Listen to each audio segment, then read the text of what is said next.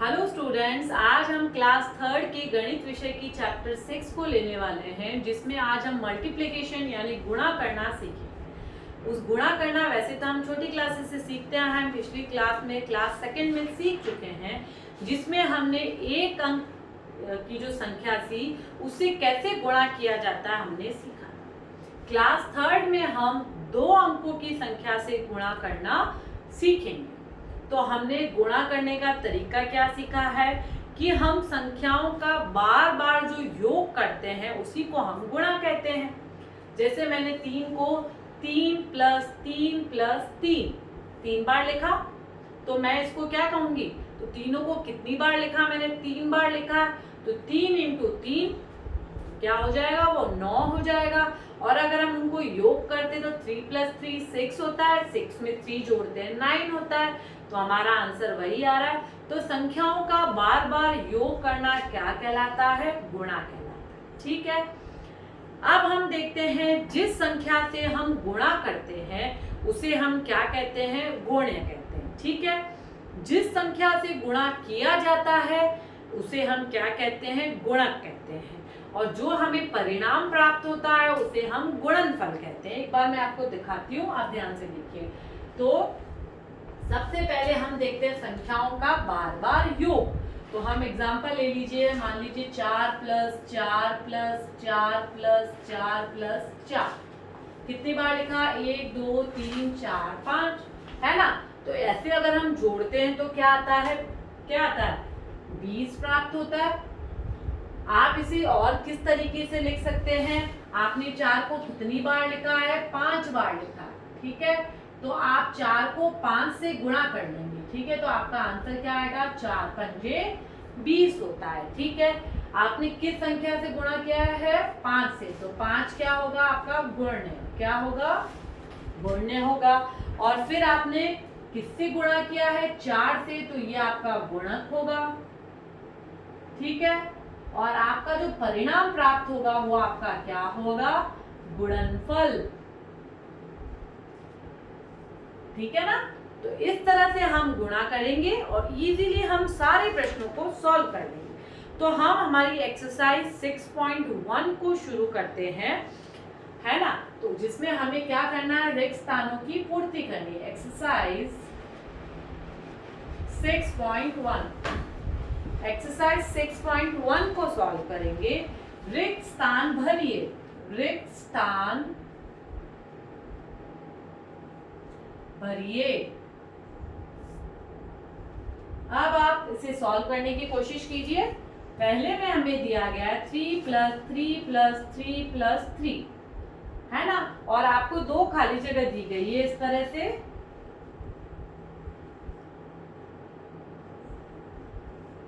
अब आप ध्यान से देखिए, 3 कितनी बार है यहाँ पे, 1 2 3 4, ठीक है ना।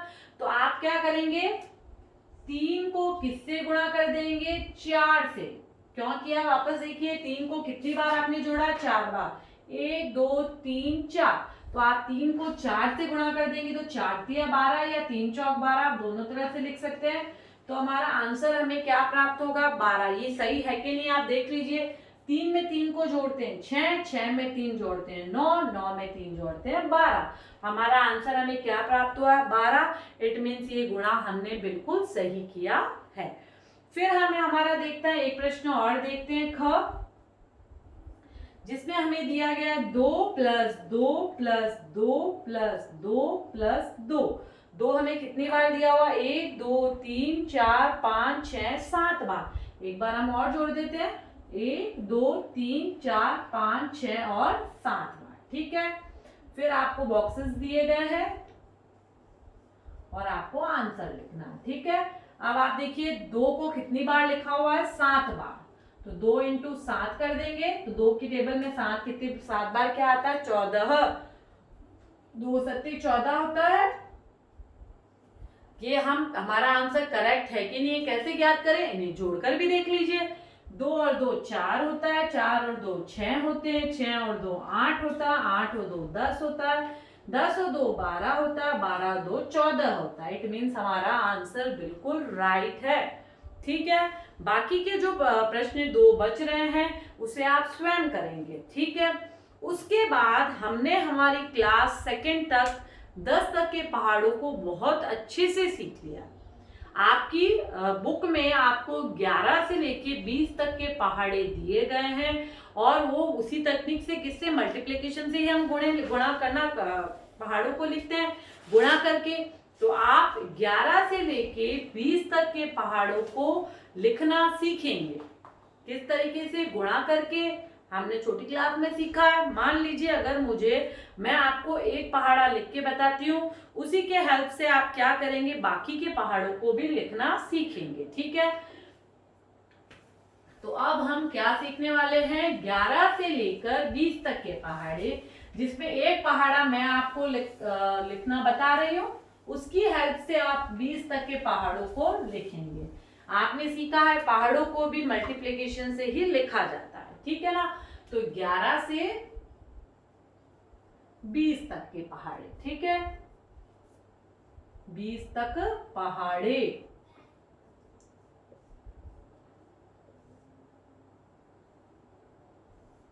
अब आप देखेंगे मैं आपको 11 का पहाड़ा सिखाती हूँ। बिल्कुल इजी वे है, गुणा करना है। सबसे पहले हम 1 से शुरू करेंगे। 11 को 1 से गुणा करेंगे तो 11 को 1 से गुणा करने पर क्या आएगा, वही संख्या आती है 11 एकम 11। फिर आप 11 को किससे गुणा करेंगे, 2 से करेंगे। 11 को 2 से गुणा करने पर क्या आएगा, 11 को 2 से कैसे गुणा करते हैं, हमने एक संख्या का गुणा करना सीखा है क्लास 2 में। आप लिखिए, 2 से कीजिए। 2 को 1 से करेंगे तो 2 एकम 2, वापस 2 को 1 से करेंगे तो 2 एकम 2। तो क्या संख्या आती है, 11 दूनी 22, ठीक है ना। तो जिस तरह से मैंने अभी एक संख्या का जो गुणा आपको बताया, इसी तरीके से आपको सारी संख्याओं का करना है। फिर आप 11 का 3 से करेंगे, 3 का 1 से करेंगे, फिर इस 3 का दूसरे 1 से करेंगे तो 11 तिया 33। फिर 11 को 4 से करेंगे 44। 11 का 5 से करेंगे आएगा, क्या आएगा, 55। 11 का फिर आप 6 से करेंगे गुणा, 66। 11 का 7 से करेंगे आप 77। फिर 11 का 8 से करेंगे 88। 11 का आप 9 से करेंगे 99। और फिर आप 11 का 10 से कर देंगे तो हमारा आंसर क्या आएगा, 110, ठीक है। तो इस तरह से हम गुणा करके पहाड़ों को लिखना सीखेंगे। अब इसी तरीके से जब आपको 12 का लिखना है तो आप 11 की जगह यहाँ कौन सी संख्या लिख देंगे, 12 लिख देंगे और उनको इसी तरह से 1 2 3 4 5 6 7 8 9 10 से गुणा करेंगे तो आपका 12 का पहाड़ा बन जाएगा। ऐसे ही 13 का करना है तो आपको इस और सारे 13 13 13 लिखना है, उनको इनसे गुणा करना है। तो एक संख्या गुणा तो हमें आसानी से करना आता है, तो हम गुणा करके पहाड़ा बना सकते हैं। एक बार हम बनाना सीखेंगे, फिर हम पहाड़ों को याद करेंगे। आपको पहाड़ी मुंह जबानी याद होनी चाहिए, तभी आप मैथ्स में, गणित में माहिर हो पाएंगे और सभी प्रश्नों को सॉल्व कर पाएंगे। तो एक बार आप बनाना सीखिए, फिर आप उन्हें धीरे धीरे याद कीजिए, ठीक है। तो इस तरह से इस टेक्निक के साथ आप 20 तक के पहाड़ों को याद करेंगे और ये पहाड़े आपकी पाठ्य पुस्तक में, आपकी बुक में दिए हुए हैं, जिन्हें आप आसानी से याद कर सकते हैं, ठीक है। तो ये हमने देखा पहाड़ों को हम किस तरह से लिखेंगे, वो तरीका हमने सीखा, ठीक है। अब हम आगे की ओर बढ़ते हैं। आप 20 तक के पहाड़े आसानी से अपनी बुक से सॉल्व कर सकते हैं, ठीक है। अब हम करेंगे पहाड़ों की सहायता से रिक्त स्थानों की पूर्ति कीजिए। तो अब हम हमारे एक्सरसाइज 6.2 को सॉल्व करेंगे। एक्सरसाइज 6.2, इसमें क्या करना है, पहाड़ों की सहायता से, पहाड़ों की सहायता से क्या करना है, रिक्त स्थान, पहाड़ों की सहायता से रिक्त स्थान भरिए, ठीक है। तो पहला आपको दिया गया है क 12 × 4, ठीक है। फिर दूसरा आपको दिया गया है 15 इंटू 5, फिर आपको दिया गया 14 इंटू 4। अब हमें क्या कहा गया है, पहाड़ों की सहायता से रिक्त स्थान भरिए। तो ये हम कब कर पाएंगे, जब हमें पहाड़े याद होंगे, है ना। अब जिन्हें पहाड़े याद नहीं होंगे उन्हें पूरा गुणा करके देखना पड़ेगा, तभी उन्हें संख्या प्राप्त होगी। तो इसलिए आप पहाड़ों को अच्छे से याद करेंगे तो इजीली आप सॉल्व कर पाएंगे। जैसे हम पहला एग्जांपल देखते हैं, 12 को 4 से गुणा करना है, तो अब 12 का पहाड़ा बोलेंगे 4 बार। 12 एकम 12, 12 दूनी 24, 12 तिया 36, 12 चौक 48। तो आपका आंसर यहाँ पर क्या आ जाएगा, 48 आएगा। समझ में आया। इसी तरीके से जब हम 15 को 5 से गुणा करेंगे, किससे गुणा करना है, 15 का 5 से, तो 15 का पहाड़ा आपको 5 बार बोलना है। 15 एकम 15, 15 दूनी 30, 15 तिया 45, 15 चौके 60 और 15 पंजे 75। तो हमारा यह आंसर क्या आएगा, 15 पंजे 75। ठीक है। फिर अगला प्रश्न है, आपको 14 को 4 से गुणा करना है, तो आप 14 का पहाड़ा 4 बार बोलेंगे। तो 14 का पहाड़ा आप 4 बार ही बोलिए। 14 एकम 14, 14 दूनी 28, 14 तिया 42 और 14 चौके 56। तो 14 की टेबल में 4 बार क्या आता है, 56 आता है। तो इस तरह से हमने इसे सॉल्व किया। इसी तरह से आपके एक्सरसाइज में हमें बहुत सारे दिए हुए, कुछ हम कर लेते हैं। अब हम ले लेते हैं ड।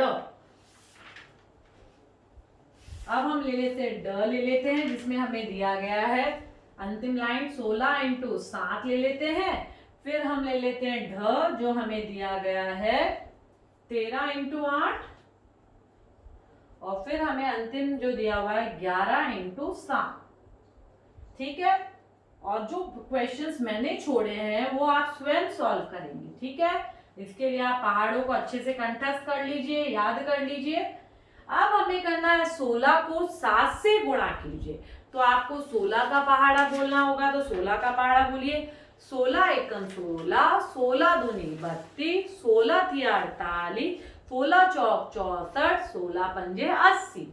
तो आपको 16 को 7 बार करना है, 16 पंजे 80। फिर आप देंगे 16 के पहाड़े में 6 बार क्या आता है, 16 छंग 96, 16 सत्ते 112, 16 सत्ते क्या आता है, 112।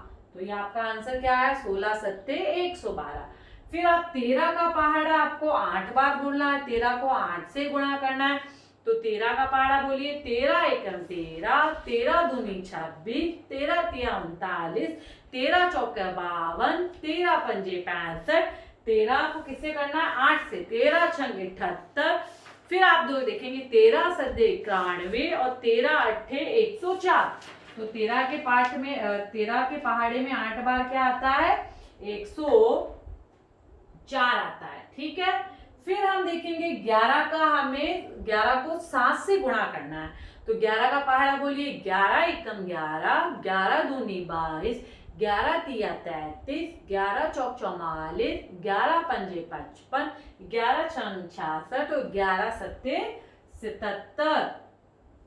तो इस तरह से इजीली पहाड़ों की सहायता से हमने रिक्त स्थानों की पूर्ति की। अब आप इन्हीं पहाड़ों को बहुत अच्छे से याद कीजिए और अपनी एक्सरसाइज को सॉल्व कीजिए। तो अब हम क्या करते हैं, हमारी नेक्स्ट एक्सरसाइज को ले लेते हैं, जो एक्सरसाइज 6.3। अब उसमें हम क्या सीखेंगे, हम देखते हैं।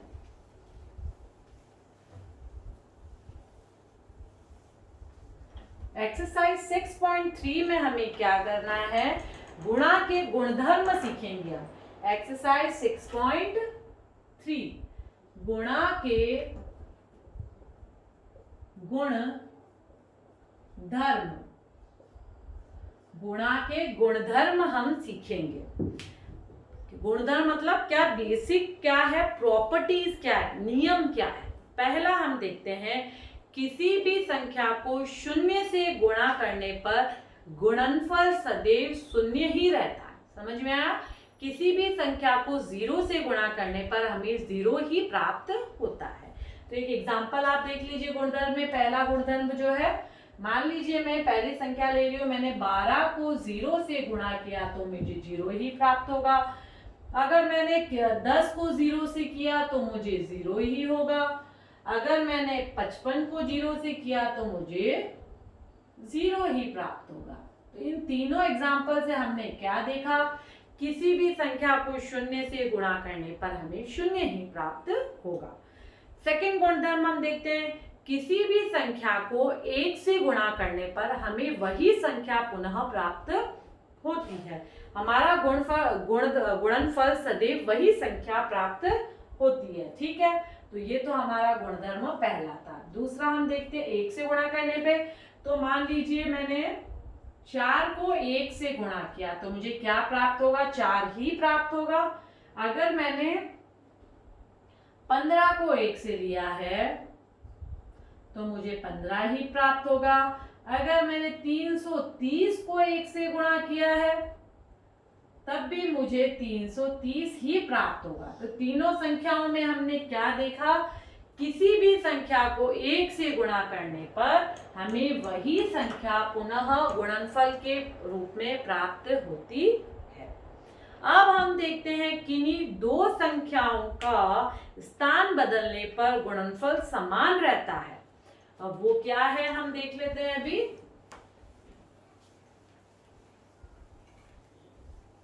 कि मान लीजिए मैंने कोई दो संख्याएं ली, मान लीजिए मैंने 2 × 4 लिया है, 2 × 4।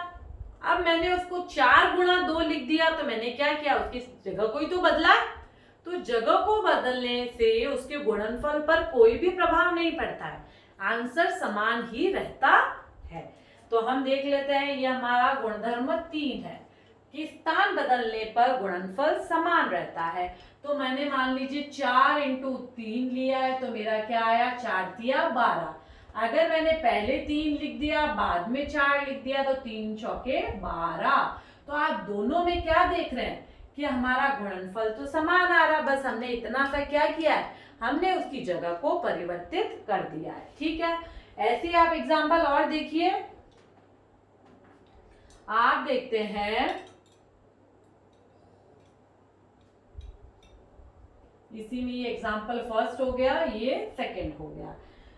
8 × 2 करने पे 16 आता है। अगर आप 2 को पहले ले लें 8 को बाद में ले तो भी क्या आएगा, आपका आंसर 16 ही आएगा।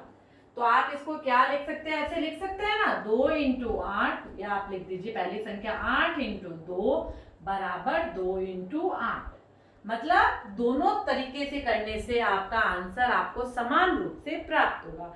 इसी तरह से बहुत सारे एग्जाम्पल्स आपको आपके उदाहरण में दिए हुए हैं, आप इजीली उन्हें देख सकते हैं और उन्हें सॉल्व कर सकते हैं। ठीक है, अब हम हमारी एक्सरसाइज की ओर बढ़ते हैं, जो है एक्सरसाइज 6.3। इसका पहला प्रश्न है, रिक्त स्थान भरिए। रिक्त स्थान भरिए। तो रिक्त स्थान भरिए तो आप कैसे करेंगे, पहला प्रश्न आपको दिया गया है 5 × 4, दूसरा आपको दिया गया है 14 × 1। एक एक एग्जाम्पल सारे हम ले रहे हैं। फिर आपको दिया गया है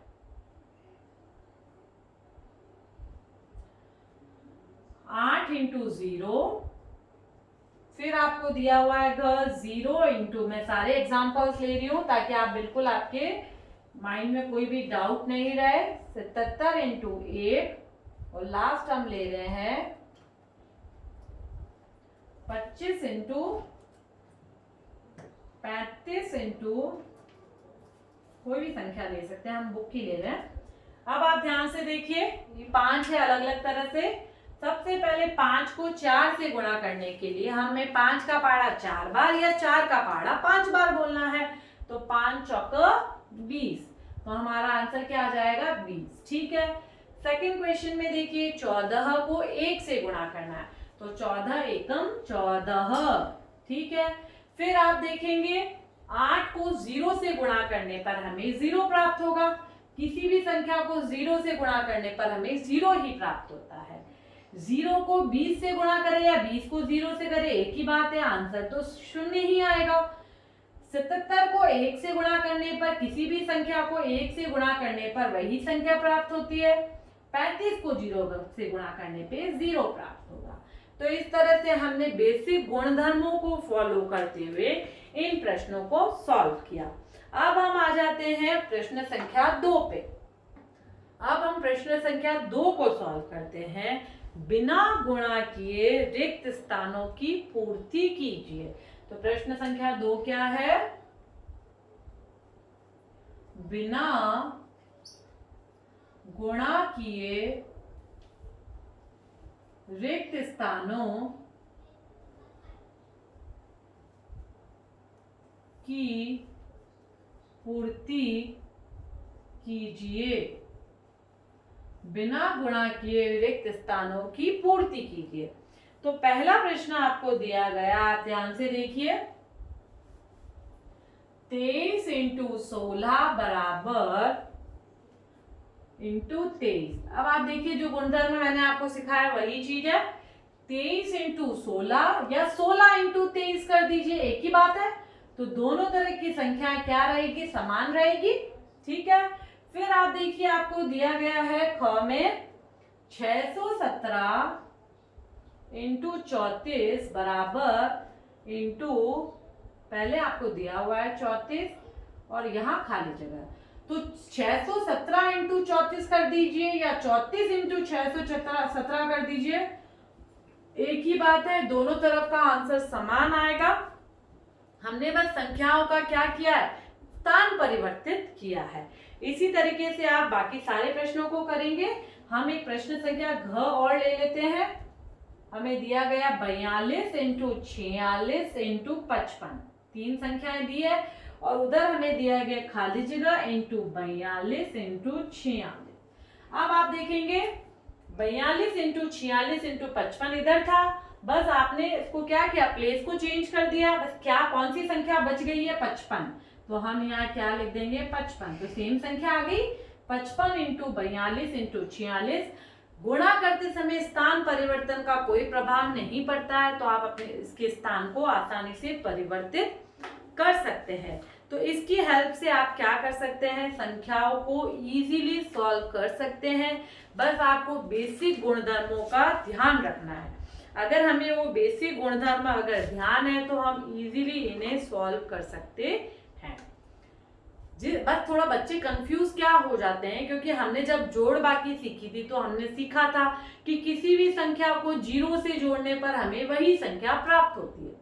तो बच्चे क्या होते हैं? कंफ्यूज हो जाते हैं। वो गुणा में भी उसी चीज को अप्लाई कर देते हैं कि किसी भी संख्या में 0 को गुणा करने पर वो वही संख्या सोच लेते हैं। ऐसा नहीं है।